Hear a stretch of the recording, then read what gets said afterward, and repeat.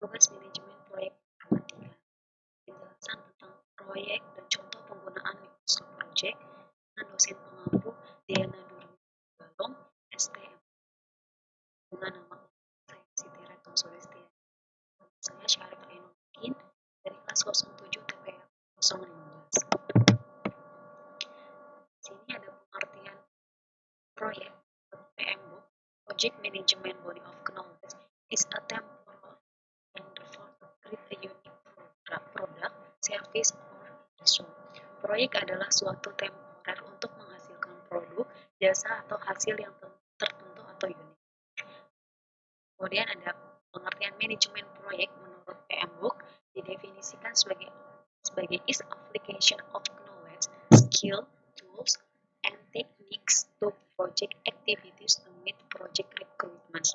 Manajemen proyek adalah aplikasi dari pengetahuan, keahlian, alat, dan teknik untuk melaksanakan aktivitas sesuai kebutuhan proyek. Tujuan manajemen proyek yaitu diantaranya efisiensi, baik dalam biaya, sumber daya, maupun waktu, meningkatkan kualitas, kontrol terhadap proyek lebih baik, koordinasi internal lebih baik, dan meningkatkan semangat, tanggung jawab, serta loyalitas tim terhadap proyek. Di sini ada tipe pengendalian proyek. Yang pertama ada Gantt chart. Gantt chart adalah suatu diagram yang menunjukkan dimulainya proyek sampai berakhirnya proyek tersebut, ditunjukkan dengan batang-batang untuk perencanaan sebuah kegiatan pada suatu proyek.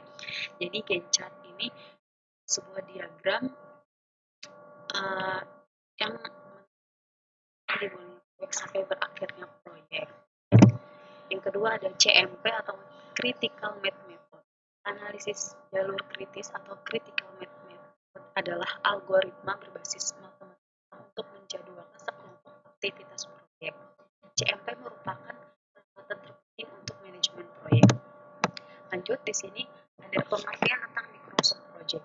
Microsoft Project adalah produk perangkat lunak manajemen proyek yang dikembangkan dan dijual oleh Microsoft. Ini dirancang membantu manajemen proyek dalam mengembangkan jadwal, menetapkan sumber daya untuk tugas-tugas, melacak kemampuan, mengelola anggaran, dan menganalisis beban kerja. Berikut beberapa keuntungan yang didapat peroleh dengan menggunakan Microsoft Project. Di antaranya dapat melakukan penjadwalan produksi secara efektif dan efisien. Karena Microsoft Project ini ditunjang dengan informasi alokasi yang dibutuhkan untuk tiap proses serta kebutuhan sumber daya untuk setiap proses panjang waktu. Selanjutnya dapat diperoleh secara langsung informasi aliran biaya selama periode. Mudah dilakukan modifikasi jika ingin dilakukan rescheduling. Dan penyusunan jadwal yang tepat akan lebih mudah dihasilkan dalam waktu yang cepat. Kemudian ada tujuan Microsoft Project. Tujuan yang diharapkan dari sistem ini adalah penggunaan platform atau sistem project manajemen yang efektif dan seragam atau uniform, menghilangkan duplikasi informasi dan data entry, menurunkan ketergantungan terhadap spreadsheet, memudahkan pembuatan laporan konsolidasi, dan memperbaiki komunikasi di antara staf dan karyawan. Sehingga keuntungan yang diperoleh dari sistem ini seperti informasi proyek yang up-to-date, akurat, tepat waktu, dan dapat dipercaya. Contoh proyek menggunakan Microsoft Project akan dijelaskan oleh saya. Sekian dari saya, terima kasih. Pada kesempatan kali ini saya akan menjelaskan tentang proyek instalasi RT RW-Net, yaitu untuk sumerinya yaitu perencanaan, dan di dalam sumeri perencanaan terdapat sub kegiatan, yaitu meeting. Yang pertama meeting dengan klien, yang kedua pengajuan proposal yang berisikan tentang alat, bahan, dan biaya instalasi jaringan RT RW-Net. Pada sumeri perencanaan, durasi waktunya yaitu 3 hari dari tanggal 27 bulan 12 sampai tanggal 29 bulan 12. Dan sub kegiatan meeting dengan klien yaitu durasinya 1 hari, dimulai tanggal 27 bulan 12 sampai 27 bulan 12. Dan pengajuan proposal durasi waktunya yaitu 2 hari, dari tanggal 28 dan finish tanggal 29. Untuk summary yang kedua yaitu analisis, durasi waktunya yaitu 8 hari, dari tanggal 30 Desember sampai tanggal 10 Januari.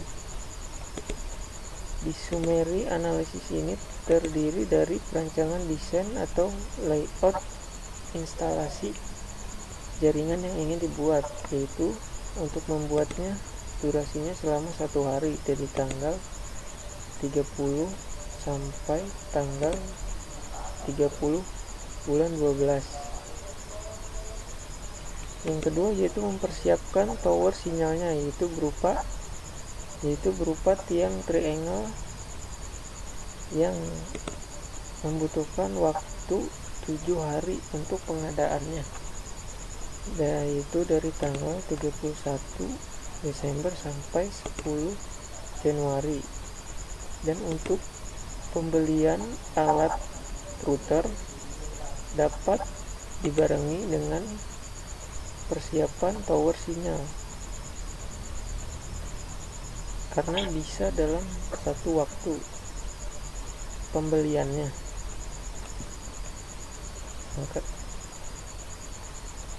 Maka dari itu, untuk mempersiapkan router, kabel jaringan, dan mempersiapkan instalasi listriknya, durasi waktunya bisa bersamaan dengan teknisi yang berbeda yang mengerjakannya, yaitu startnya tanggal 31 bulan 12 sampai 31 bulan 12. Untuk summary yang ketiga yaitu pelaksanaan, durasi waktunya 10 hari, dari tanggal 11 Januari sampai 21 Januari. Untuk kegiatan pertama pelaksanaan yaitu memasang tower sinyal, yang durasi waktunya adalah 5 hari, mulai dari tanggal 11 Januari sampai 15. Setelah memasang tower, maka kegiatan selanjutnya adalah memasang router, yang dapat dilakukan 1 hari, dari tanggal 17.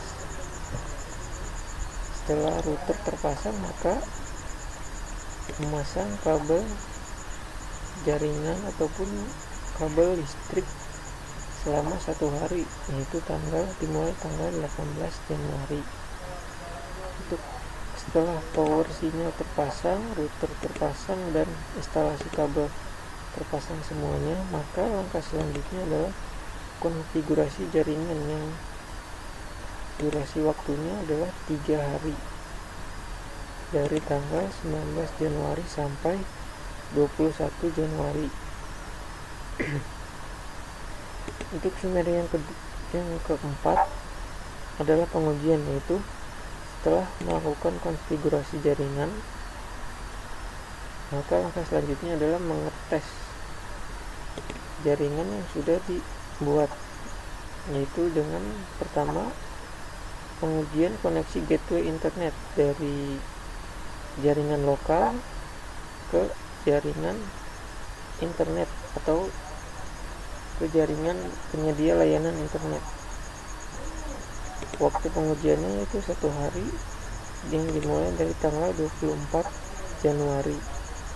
Dan pengujian setelah jaringan lokal terkoneksi dengan internet, maka langkah selanjutnya adalah pengujian koneksi jaringan yang akan digunakan user, apakah sudah terhubung dengan internet atau belum, yaitu waktu pengujiannya selama 1 hari, yang dimulai tanggal 25 Januari.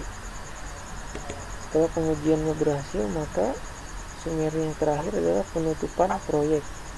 Sebelum proyek ditutup, maka dibutuhkan evaluasi proyek agar setelah proyek dinyatakan selesai atau diserah terimakan, tidak ada yang dikecewakan, yaitu tidak ada yang dirugikan satu sama lain. Maka itu perlu dilakukan evaluasi proyek yang dilakukan selama 20 hari yang dimulai dari tanggal 26 sampai 27. Jika semuanya sudah selesai dan dinyatakan oke, maka yang terakhir adalah serah terima proyek, yaitu antara owner dengan teknisinya, yang dilakukan dengan 1 hari, yaitu tanggal 28 Januari. Jika sudah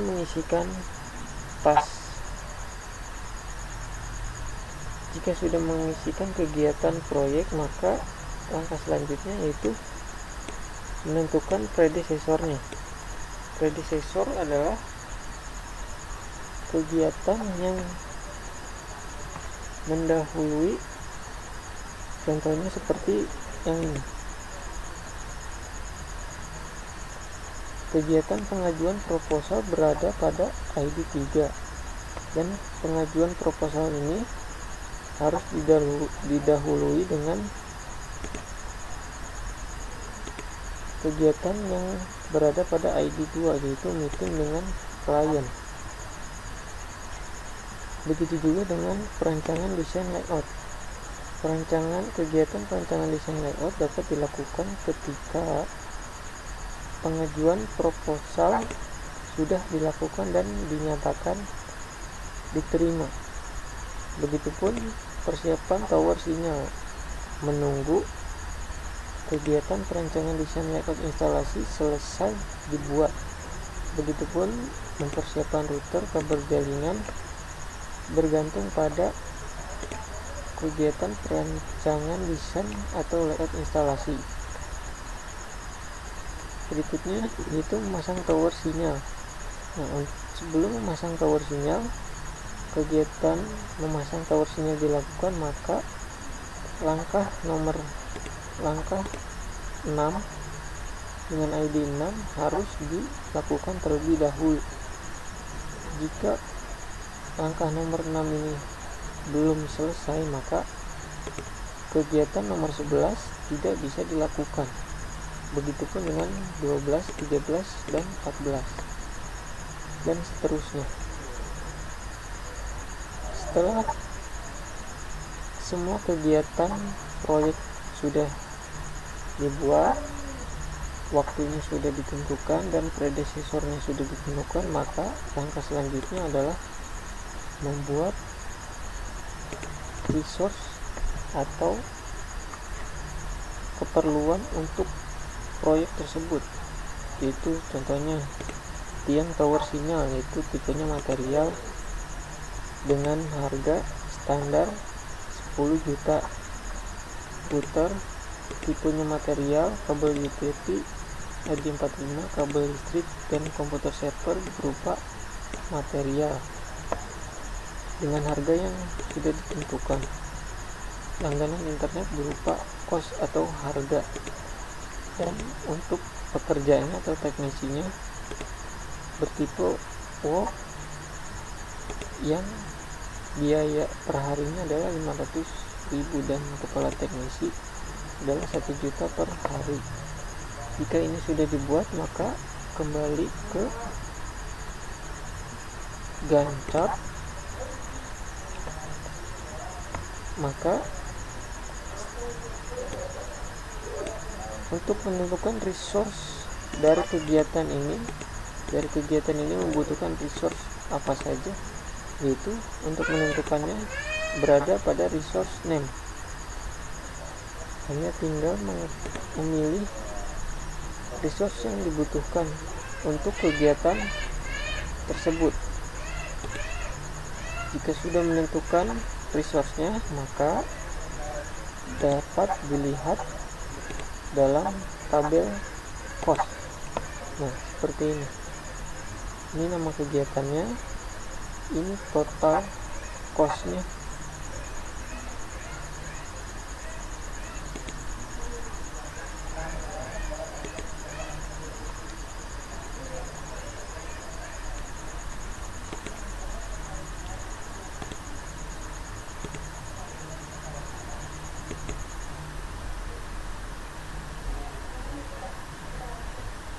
Selanjutnya yaitu menentukan atau menghitung CPM atau Critical Path Method.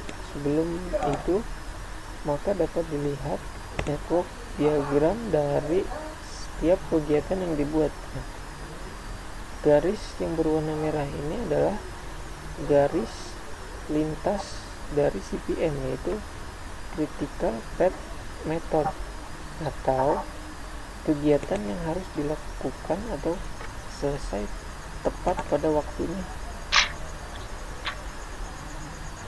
Jika kegiatan yang berwarna merah ini tidak selesai tepat waktu, maka akan mempengaruhi kegiatan proyek yang lainnya.